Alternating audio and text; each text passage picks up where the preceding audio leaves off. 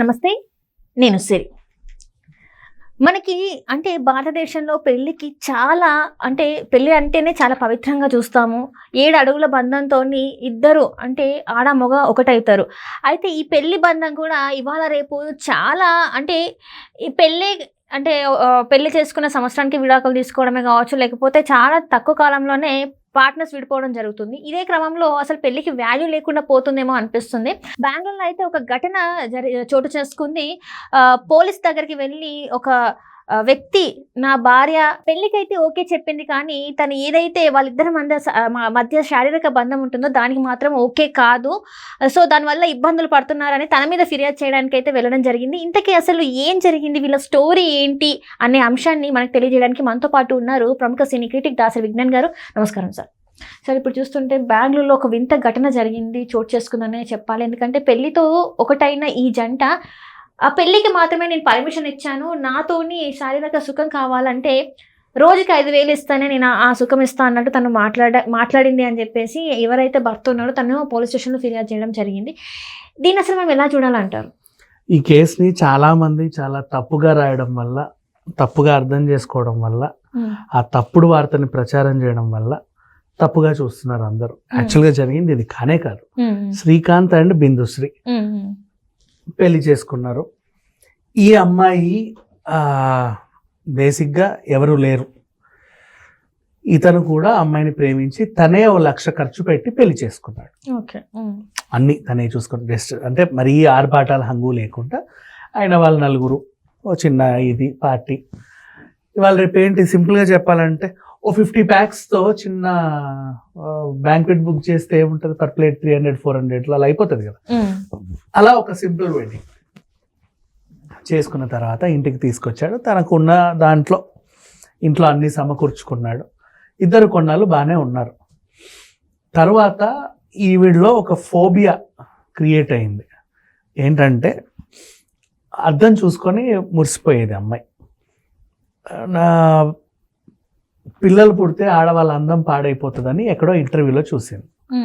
So తనేమనిందంటే no నాకు పిల్లలు వద్దు, నేను పడక సుఖానికి నేను రాలేను, ఒళ్ళంతా మీద పడిపోతావు, నువ్వు ఎక్కడ పడితే అక్కడ చేతులేసి నొక్కేస్తావు, నువ్వు రక్కేస్తావు, నీ వాంఛ నువ్వు తీర్చుకుంటావు, కానీ నా బాడీ దానికి ప్రిపేర్ అయ్యలేదు, కావాలంటే మళ్ళీ ఎప్పుడన్నా చూద్దాం, ఇప్పుడైతే దయచేసి నా దగ్గర రాకు, నాకెందుకు ఒక రకంగా ఉంది, పెళ్లి వరకు నేను చేసుకున్నా, అంటే నువ్వు నన్ను ఏదో ప్రేమించానన్నావు, నేను బాగా చూసుకుంటాను అని చెప్పావు. ఇప్పటివరకు నేను బ్రతికే బ్రతుకుని ఏదో ఉన్న దాంట్లో తింటున్నా, ఏదో ఉంటున్నా, నీకు మంచి జీవితాన్ని ప్రసాదిస్తా, నేను మంచి సాఫ్ట్వేర్ ఉద్యోగిని, ఇది అని చెప్పేసి మంచి ఇంట్లోకి తీసుకొస్తా అంటే నేను ఇప్పటివరకు ఉన్న లైఫ్ బెటర్మెంట్ ఇస్తా అన్నావు కాబట్టి దగ్గరకు వచ్చా. నువ్వు ఆ బెటర్మెంట్ ఆశ చూపించి నన్ను అన్ని రకాలుగా వాడుకుంటానంటే నేను ఇంకా ప్రిపేర్డ్గా లేను. పెళ్ళికి కూడా నేను ప్రిపేర్డ్గా, అసలు పెళ్ళి అనేది కూడా నా మైండ్లో లేదు. ఫస్ట్ ఆఫ్ ఆల్ ప్రజెంట్ నేను ఏంటంటే ఏదో హాస్టల్లో ఉండి ఎవరు లేని అనాథని ఏదో రకంగా బ్రతికేస్తున్నా. చిల్లా చిత్తుగా జాబ్ ఏదో చేసుకొని అందిన కాడికి తింటున్నా. ఓ రిసెప్షనిస్ట్ జాబో లేకపోతే సేల్స్ గర్ల్ జాబో 10,000-15,000 వస్తున్నాయి. అది నాకు హాస్టల్ ఫీజు ఇస్తే 3 పూటలు తిండి పెడుతున్నారు. నాకు వేరే వ్యసనాలు ఏం లేవు, పరిచయాలు ఏం లేవు. నా ఫోన్ రీఛార్జ్లకి, ఆ చూసుకునే యూట్యూబ్ వీడియోలకి సరిపోయింది. నా జీవితం ఇంతే. నువ్వంటూ ఒకడు వచ్చి నీ జీవితం ఇది కాదు ఇంకా అద్భుతం అంటే నాకు ఎవరు లేరు కాబట్టి నా బ్రతికింతే అని నేను బ్రతికేస్తున్నా. నీకు నేనున్నాను, నేను ఇంకా బెటర్గా చూసుకుంటాను, నువ్వు ఇక్కడ ఉండడానికి కాదని చెప్పి నువ్వు ఒక ఆశ పెట్టావుట. ప్రజెంట్ బ్రతికే బ్రతుకు కంటే ఒక బెటర్మెంట్ ఇస్తానన్నందుకు ఆ ఆప్షన్, బెటర్మెంట్ ఆప్షన్కి ఒప్పుకొని నీతో నేను వచ్చా. ఆ బెటర్మెంట్ ఆప్షన్కి నువ్వు పెట్టిన పేరు పెళ్ళి. నీకు అర్థమైందా సైకలాజికల్గా? అంతే జరిగింది. ఇప్పుడు తను అంతకుముందు ఒక 6,000-7,000 రూమ్లో ఉండి ఉన్నది లేని వండుకొని తింటూ జస్ట్ కొంచెం అలా ఉంది. నేను 3 BHK ఫ్లాట్లో విత్ ఫుల్ మంచి సోఫా, రిక్లైనర్, నాకు తోచినంత లగ్జరీ లైఫ్. నేను పెళ్లి చేసుకోవాలి, నాకు కూడా ఎవరు లేరు. సో నేను చూస్ చేసుకున్నాను. నీలాంటి వాళ్ళకి జీవితం ఇవ్వాలని నాకు ఉంది. నువ్వు చెప్పింది నాకు నచ్చింది, నాకు జీవితం ఇవ్వాలనుకుంటున్నావు, ఓకేనా? అంటే నా బ్రతుకుని కొంచెం బెటర్మెంట్ చేద్దాం అనుకుంటున్నావు. ఆ బెటర్మెంట్ ఆప్షన్ నేను నిన్ను చూసుకుంటా, నీకు అండా దండా నేను ఉంటానని నువ్వు చెప్పావు. అది కన్విన్స్ అయ్యి నేను వచ్చాను నీ దగ్గరికి. అది నువ్వు ఎలా తీసుకెళ్ళావు? పెళ్ళి అనే ఒక పేరు ఓ రూపంలో నన్ను తీసుకెళ్ళావు. ఫంక్షన్ చేసుకున్నావు, అయినా వాళ్ళందరినీ పిలిచావు. నాకు తెలియదు నాకు ఇంతమంది ఉన్నారా అని. ఇంతకుముందు ఎప్పుడు నన్ను కలవడానికి ఎవరు వచ్చింది లేదు. ఇప్పుడు ఇంతమంది వస్తున్నారు, వాటేసుకుంటున్నారు, పక్కన నిలబడి ఫోటోలు దిగుతున్నారు, గిఫ్ట్లు ఇచ్చారు. అర్థమైందా? ఇచ్చి అంటున్నారు, చుచ్చు అంటున్నారు. అందరూ అంటారు కదా. ఇప్పుడు ఇప్పుడు ఒక అమ్మాయిని పెళ్లి చేసుకుని, ఇప్పుడు నేను ఒక అమ్మాయిని పెళ్లి చేసుకుని నువ్వు వస్తా ఇచ్చి అనవు. అలా అందరూ ప్యాంపర్ చేస్తున్నారు. ఎంత బాగా నాకు నచ్చింది. అందరం కలిసి ఇంటికి వచ్చావు. కానీ నాకు నువ్వు నా ఒంటి మీద చేయడం నాకు ఇష్టం లేదు. I'm not prepared for that. అది చెప్పేస్తే సరిపోద్ది కదా. మరి ఈ 5,000 అదే చెప్పింది ఆ అమ్మాయి కూడా. 5,000 వరకు ఇంకా రాకండి. 5,000 ఆ టాపిక్ ఎక్కడో నేను స్టార్ట్ చేసా ఇప్పుడే. జస్ట్ చూడు, ఈ స్టార్టింగ్ కాస్త లేదు లేదు లేదు నువ్వు నాతో పడుకోవాల్సిందే అనే టార్చర్ పెరిగింది. నేను దానికి ప్రిపేర్డ్గా లేను. ఏదో రోజు ప్రిపేర్డ్గా ఉన్నప్పుడు వస్తా. నువ్వు అప్పుడు ఏం చేయాలి? అమ్మాయిలో ఒక ఫోబియా క్రియేట్ అయింది. ఎవరైనా చెయ్యేస్తే అందం పాడవద్దేమో అన్న ఫోబియా తనలో ఉండింది.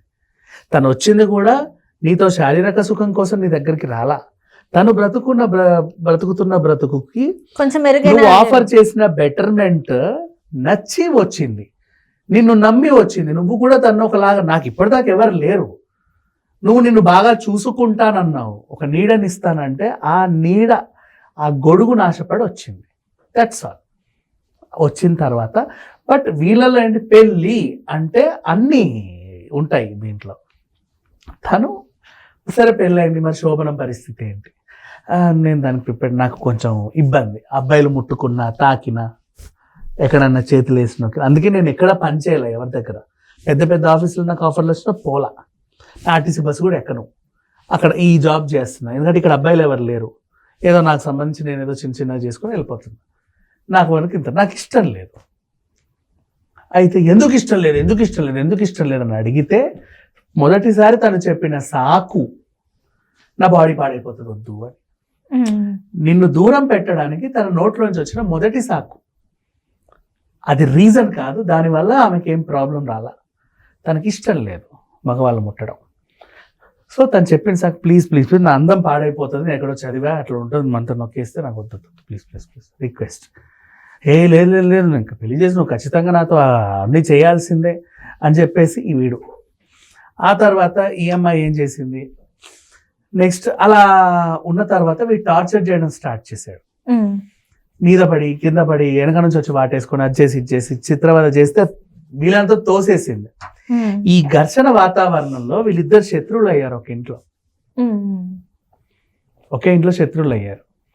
వీడేం చేశాడు, నీకు నేను అంత పెట్టా ఇంత పెట్టా, నీ మీద ఇంత ఖర్చు చేశా, నువ్వేంటి ఏం చేస్తున్నావు? ఖర్చులు వచ్చాయి మధ్యలోకి. నీ మీద నేను ఇంత ఇన్వెస్ట్ చేశా, పెళ్లి కోసం అంత పెట్టా ఇంత పెట్టా, చెప్పురా ఎంత కావాలో చెప్పు, నీకు అదేం కావాలో చెప్పు, నీకు అది కాదు. అట్లా డబ్బుల విషయంలో గొడవలు వచ్చాయి.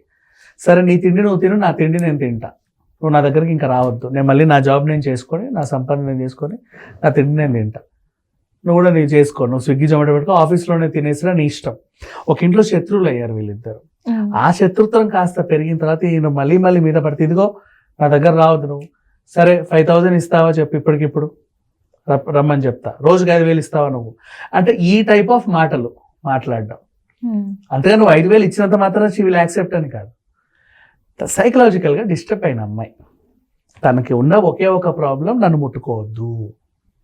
నాకు చిన్నప్పటి నుంచి అలవాటు, నాకు చీదర.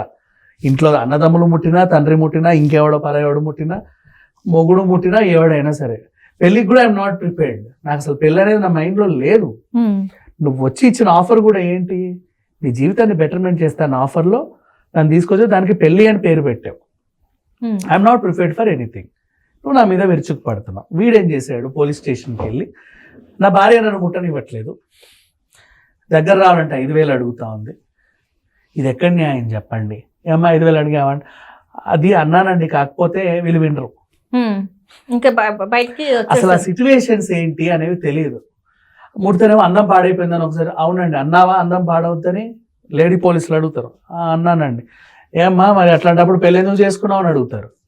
నేను పెళ్ళి అనే పదం నేను చేసుకోవాలా, నాలో ఆ పెళ్ళి అనే కాన్సెప్ట్ లేదు ఇక్కడ. జీవితాన్ని బెటర్మెంట్ చేస్తానన్న ఒక ఆఫర్ ఇచ్చి నేను బాగా చూసుకుంటాను అంటే, ఆ ఆఫర్ కోసం నేను వెళ్ళాను అక్కడికి. దానికి వాడు పెళ్ళి అనే పేరు పెట్టి నా మీద విరుచుకు పడుతున్నాడు. అండ్ ఇలాంటి వాళ్ళ ప్రాబ్లమ్స్ అర్థం చేసుకొని నిన్న సవరించినటువంటి బిఎన్ఎస్ యాక్ట్ కింద ఏం చెప్పారో తెలుసా? పెళ్లి అనే పేరుతో కూడా యువతులని శారీరకంగా వేధించడం నేరం. రైట్. అంటే ఏంటి? మ్యారిటల్ రేప్ కిందకే వస్తుంది.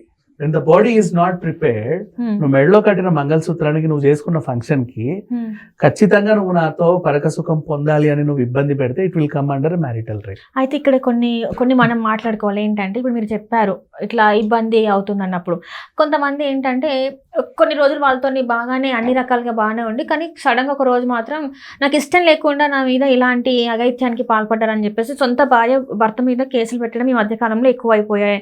ఇది నిజంగా వాళ్ళు ఫేస్ చేసింది అంటారా, లేకపోతే ఏదో ఒక కోపంతో ఇలా కేసులు ఫైల్ చేస్తున్నారంటారా? సో ఇక్కడ విషయం ఏంటంటే, అండ్ ఇంకొకటి, కొన్ని సందర్భాల్లో నేరాలు కూడా జరుగుతున్నాయి కాదన్నట్ల. కొంతమంది కావాలని కూడా గృహహింస, అంటే భర్తతో విడిపోవాలనుకున్న వాళ్ళు కూడా వీడు క్రూరంగా నా మీద విరుచుకుపడుతున్నాడని చెప్పిన సందర్భాలు కూడా ఉన్నాయి. అది వేరే కేసు. మళ్ళీ నేను ఇప్పుడు ప్రజెంట్ బిందుశ్రీ శ్రీకాంత్ కేసు మీద స్టడీ చేసి చెప్పేది ఏంటంటే, నిజంగా చెప్తున్నాను, ఈ అబ్బాయి అక్కడ రాసిన తీరు ఏదైతే ఉందో తప్పు. అమ్మాయికి సైకలాజికల్ గా ప్రాబ్లం ఒక ఇదిలో ఉండి తనకెవరు లేరు, ఏదో బ్రతికేస్తుంది.